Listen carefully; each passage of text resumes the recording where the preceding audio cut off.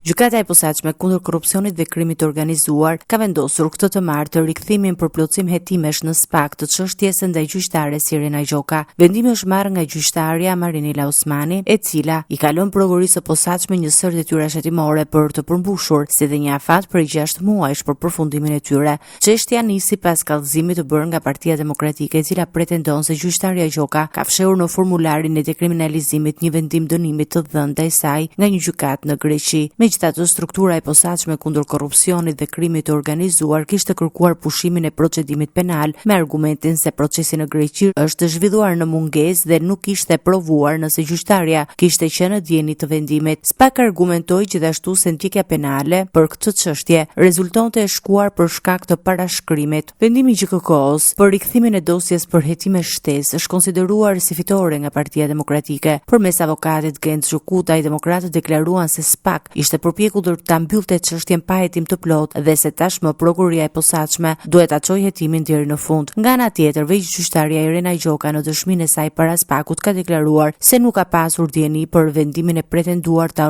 autoriteteve greke dhe se nuk ka qenë asnjëherë në dieni të ndonjë procesi penal të zhvilluar ndaj saj në Greqi.